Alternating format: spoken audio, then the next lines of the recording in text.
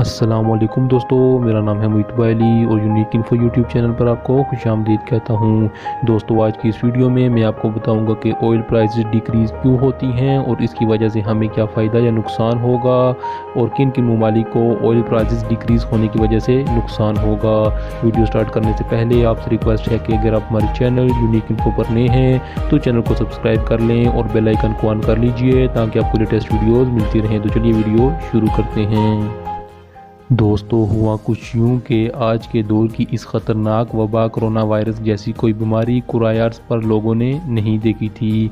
इसी वजह से पूरी दुनिया में लॉकडाउन है और सिर्फ 15% दुनिया खुली हुई है और बाकी 85% दुनिया में लॉकडाउन है।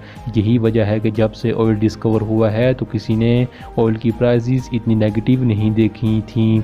दोस्तों, आज कोरोना वायरस से पहले ऑयल जो पैदा होता था तब दुनिया चल रही होती थी और वो ऑयल इस्तेमाल हो जाता था और ऑयल इस्तेमाल होने की वजह से ऑयल की प्राइसेस डिक्रीज़ नहीं होती थी। दोस्तों, अब ऑयल तो उसी मिकदार में पैदा हो रहा है, लेकिन दुनिया बंद होने की वजह से अक्सर ममालिक ने ऑयल को इम्पोर्ट करना छोड़ दिया है, जिसकी वजह से ऑयल की कीमतें नेगेटिव हो गई हैं। दोस्तों, अब बात ये करते हैं कि ऑयल की कीमतों में कमी से हमें क्या फ़ायदा या नुकसान होगा।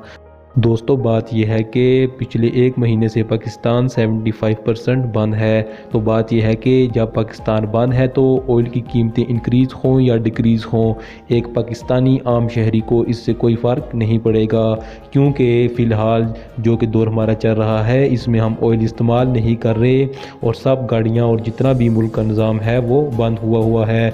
हमें सिर्फ एक ही सूरत में ऑयल की प्राइसेस इंक्रीज़ होने या डिक्रीज़ होने का फ़ायदा हो सकता है, जब पूरी दुनिया खुली हुई हो और ऑयल की प्राइसेस डिक्रीज़ हों, जो कि कभी मुमकिन नहीं है।